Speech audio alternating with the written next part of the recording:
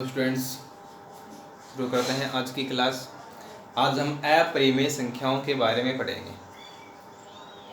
अपरिमेय संख्याएं होती क्या हैं, पहले तो हम ये देखते हैं। छोटी क्लासों से हम पढ़ते आ रहे हैं, वह संख्या जिसे हम p/q रूप में नहीं लिख सकते, जहां p और q दोनों कैसे होते हैं, पूर्णांक।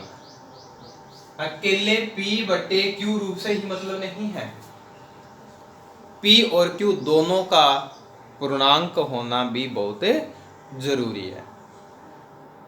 ठीक है, जैसे √2 है, √2 तो बट्टे में हम इसके एक नहीं मान सकते क्या? मान सकते हैं। तो ये क्या हो गया, p/q रूप नहीं हुआ क्या? बिल्कुल है। तो कहते क्या इसको, अपरिमेय संख्या, सॉरी, यदि हम p/q रूप में लिख देते हैं तो वो क्या हो जाती है, परिमेय संख्या, और नहीं लिख दे पाते तो वो होती है अपरिमेय संख्या। तो हमने लिखा √2, तो बट्टे में एक मान सकते हैं, तो ये p/q रूप हो गया। p/q रूप में लिख दिया तो इसका मतलब ये कैसी संख्या होनी चाहिए, परिमेय संख्या। तो ये परिमेय थोड़ी है, ये तो अपरिमेय होती है।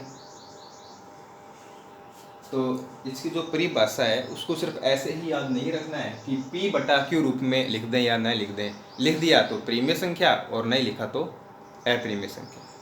यह भी इसके साथ हमें याद रखना है कि p और q दोनों का क्या होना आवश्यक है, पूर्णांक होना आवश्यक है।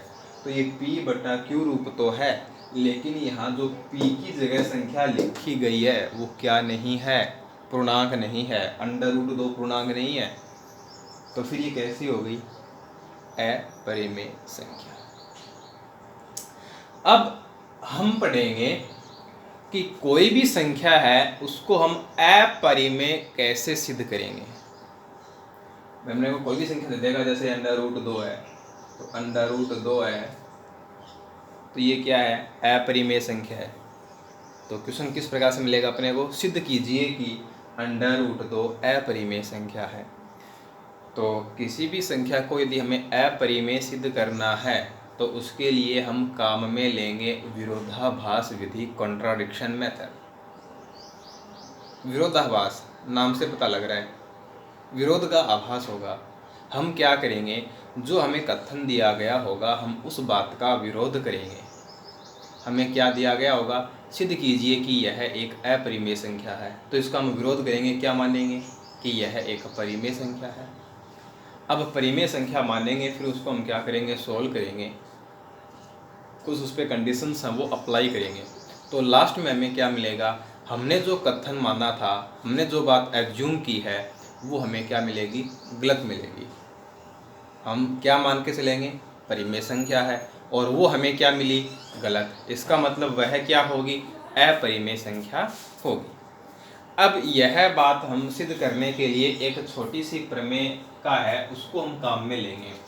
क्या है कि यदि p का भाग a² में जाता है तो p का भाग किस में जाएगा, a में भी जाएगा। यानी कोई संख्या है उसको हम a² फॉर्म में लिख रहे हैं, ये पूर्णांक है, ठीक है ना। जैसे मान लो कि 25 है, 25 को हम 5 का स्क्वायर लिख सकते हैं ना।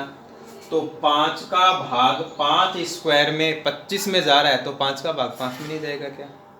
3 का भाग 9 में जा रहा है, 3 का भाग 3² में जा रहा है तो 3 का भाग 3 में नहीं जाएगा क्या।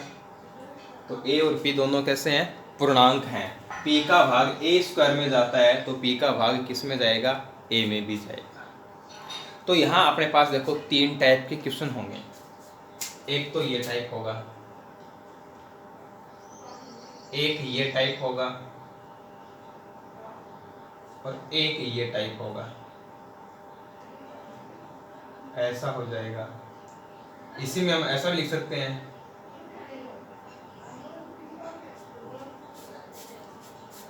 a b c, इनकी जगह कोई भी संख्या आ जाएगी, कोई भी पूर्णांक आ जाएगा।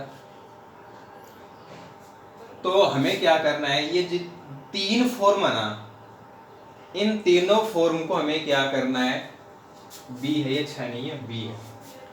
ये जो तीनों फॉर्म हैं इनको हमें किस प्रकार से हल करना है, यानी हम कह सकते हैं कि एक क्वेश्चन ये है, एक क्वेश्चन ये है, एक क्वेश्चन ये है, 3 ही क्वेश्चन है।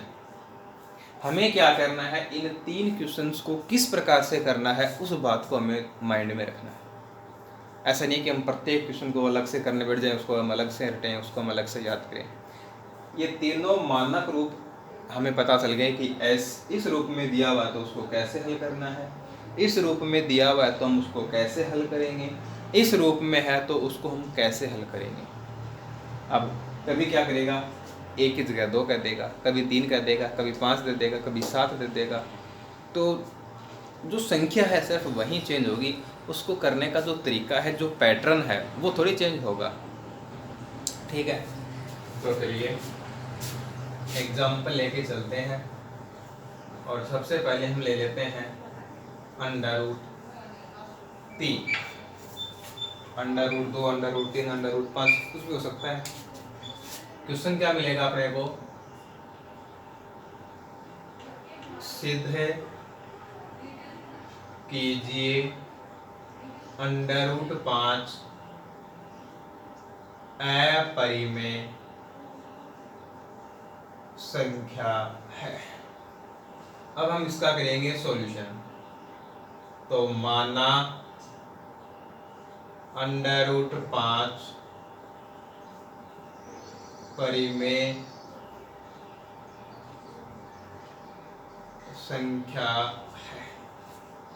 है। √5 को हमने क्या मान लिया, परिमेय संख्या मान लिया। सीधी सी बात है, परिमेय संख्या है तो परिमेय संख्या को हम क्या करेंगे, P/Q रूप में लिखेंगे। तो तब P/Q 2 सह अभाज्य पूर्णांक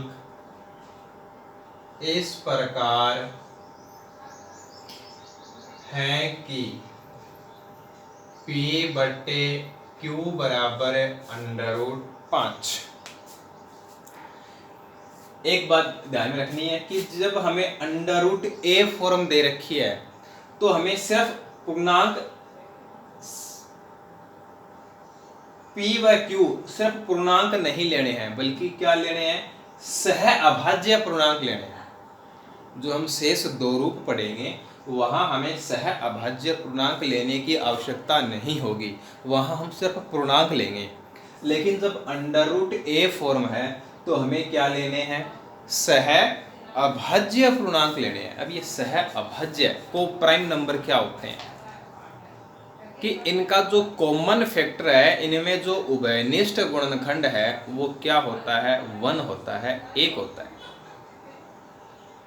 ठीक है ना, हम ऐसा कह सकते हैं कि जब हम इनके अभाज्य गुणनखंड करेंगे तो इनमें जो कॉमन संख्या आएगी वो 1 ही आएगी, 1 के अलावा अन्य कोई संख्या इसमें कॉमन नहीं हो सकती, ऐसा समझ सकते हैं।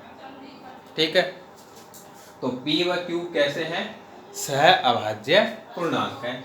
तो हमने √5 को क्या लिख दिया, P/Q लिख दिया।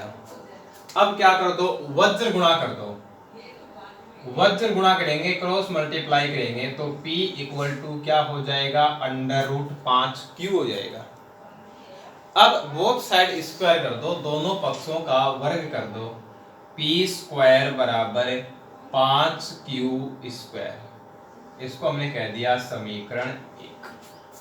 अब इसकी तुलना करवा दो यूक्लिड विभाजन प्रमेयिका से। A = BQ, प्लस में R होता है, R शेषफल होता है, यहाँ शेषफल क्या हो गया, 0। तो A = BQ, तो किसका भाग किस में जाता है, हम A = BQ + R लिखते हैं तो वहाँ भाजक क्या होता है, भाज्य क्या होता है, A में B का भाग लगाते हैं ना, A = BQ, तो B का भाग किस में लगेगा, A में लगेगा, ये तो होता है।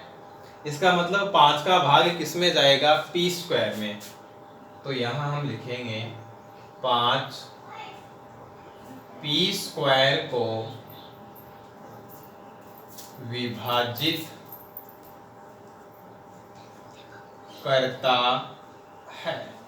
और अभी हमने एक छोटी सी बात पढ़ी थी, छोटी सी कथन किया था हमने कि a का भाग p स्क्वायर में जाता है तो a का भाग p में भी जाएगा।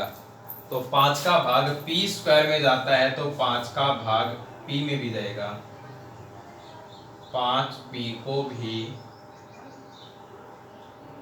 विभाजित करता है। अब देखो यहाँ तो था कि 5 का भाग p स्क्वायर में जाता है और यहाँ है कि 5 का भाग p में भी जाता है। तो 5 का भाग p में जाता है, इसको भी हम इस प्रकार से लिखना चाहें तो क्या लिखेंगे। अब देखो 5 का भाग p में जाता है तो किसी न किसी संख्या तो हम प्राप्त करेंगे ना, भागफल तो कुछ आएगा ही कि 5 बार जाता है 10 बार जाता है। अब यहाँ हमें पता नहीं है कि फिक्स कितने बार जाता है, तो मान लेते हैं कि r बार जाता है। 5 का भाग है वो p में कितनी बार जाता है, r बार जाता है। तो कैसे लिखेंगे, तब एक अन्य पूर्णांक r इस प्रकार है।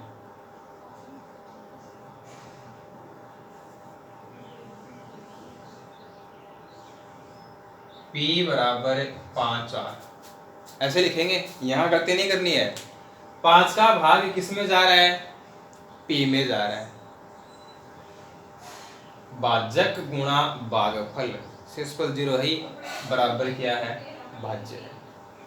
यहां गलती नहीं करनी है।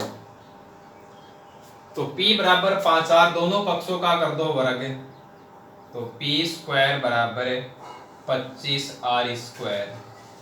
ये हो गई समीकरण 2।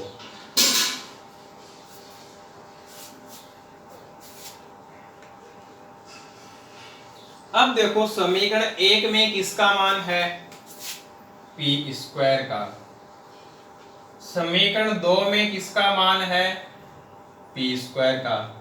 जब दोनों ही समीकरण में p स्क्वायर का मान है तो दोनों मान कैसे हो जाएंगे, बराबर हो जाएंगे। तो दोनों मानों को हमने क्या कर दिया, बराबर कर दिया। 5 से 25 कट जाएगा, 5 5 25। अब यहां से हम क्या निष्कर्ष निकालेंगे, किसका भाग किस में जाता है, 5 का भाग q स्क्वायर में जाता है।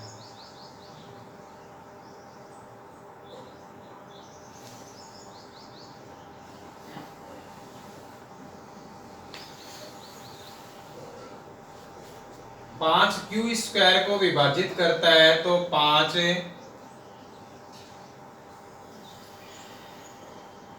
क्यू को भी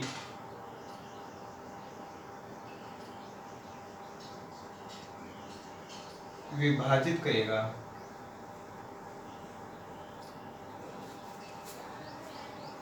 अब देखो यहां हमें क्या मिला कि 5p को विभाजित करता है और यहां हमें क्या मिला कि 5q को भी विभाजित करता है।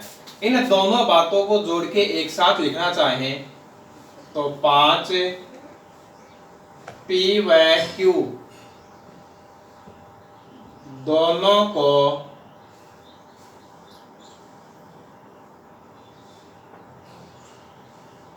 विभाजित करता है। 5 है वो p व q दोनों को विभाजित करता है। अब देखिए ये हमारी इस बात का खंडन करता है, इस बात का विरोध करता है। हमने क्या माना था कि p और q सह अभाज्य पूर्णांक हैं, यानी उनके हम गुणनखंड करें या ऐसा कहें कि दोनों में कॉमन संख्या 1 होगी, 1 होगी। 1 के अलावा दोनों में किसी भी संख्या का भाग नहीं जाएगा। लेकिन यहाँ तो हमें ये मिल गया कि p व q दोनों में किसका भाग जा रहा है, 5 का भाग जा रहा है। तो फिर ये सह अभाज्य पूर्णांक नहीं होंगे। तो इसने क्या किया, हमारी बात का विरोध किया। यानी यह क्या हो गया,